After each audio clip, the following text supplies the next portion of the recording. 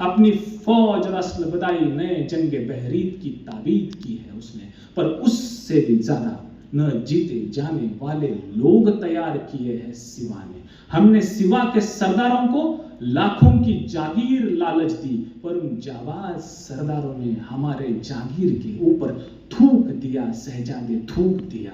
सिवा के सरदार थकते नहीं, सिवा के सरदार रुकते नहीं, सिवा के सरदार झुकते नहीं, और सिवा के सरदार बिकते भी नहीं।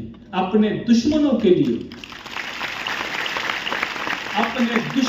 लिए शिवाजी चालाक है, पर उसका चाल चलन दूध की तरह साफ और सूरज की तरह चमकदार है।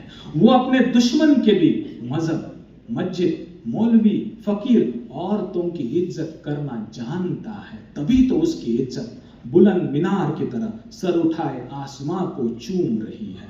इसमें कोई शक नहीं शहजादे की हम खुश नसीब हैं।